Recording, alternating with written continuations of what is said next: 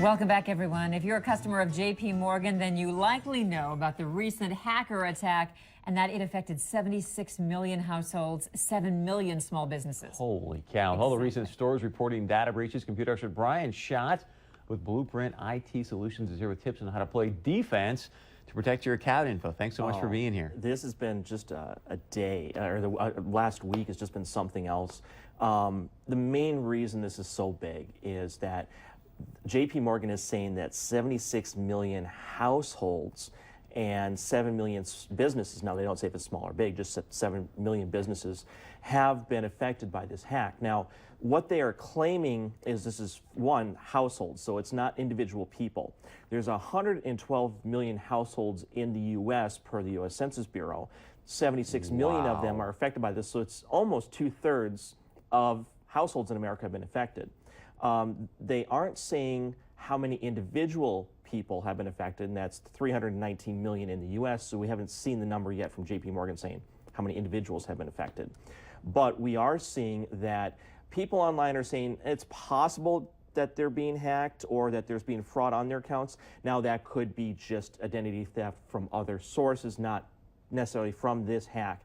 But the one thing I do want to point out, and JP Morgan has said, is that the last names have been released, the addresses have, but they don't have like social security numbers, dates of birth, things like that. So really, if somebody wants to protect themselves, they need to, think about the fact that these hackers don't necessarily have all the information they need right now to do identity theft. So there are some steps people are going to start needing to take to make sure that the hackers don't get that information. What would you suggest? Well, the first thing I would suggest is, first of all, don't panic, okay? That's the biggest thing. Don't panic and start thinking that all of a sudden you're hacked and you have to change your credit cards. First thing I would tell people is that you're going to want to sit down and look at your bank statements. Make sure that you watch the next 6 months, watch your bank statements, watch your credit card statements for little charges. Not necessarily, yes, you're going to notice the big stuff right away. Yeah. But what you want to first do is watch for those little tiny charges, like for a couple cents or even up to $1. The reason hackers do that is to validate whether or not that card or the account is good. Once they validate it's good and it has money in there, then they do the big hack. So look for the tiny charges first. That will set you, give you like that canary in the coal mine effect, let you know, hey, something's up.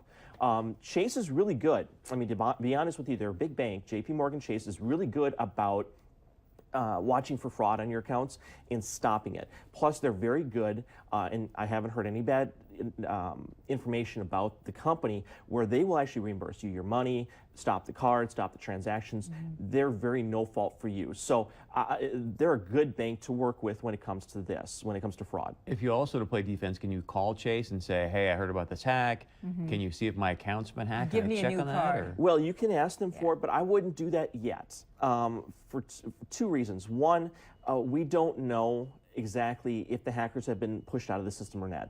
JP Morgan says they've closed the hole, but the reports are saying that the hackers have what we call admin or root access. They have basically full control of the Chase servers.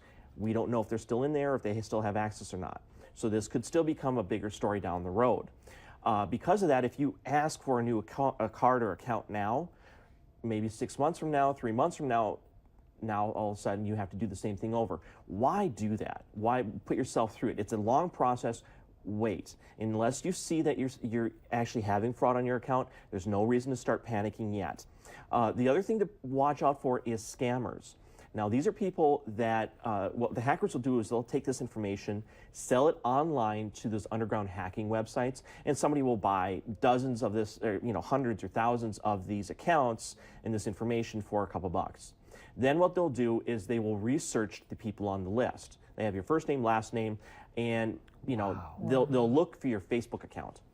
Then they're going to find out information about you, maybe try to add you as a friend, gain some information, then call you and pretend they're the bank with some personal information to get you to give them your account information. That never give your account information out. JP Morgan just stated that they will not call you unless it's from your personal banker, your investment banker, fraud division, or internal collections. Otherwise, they said never give any information out on the accounts. Good information, Brian Schott. So much more.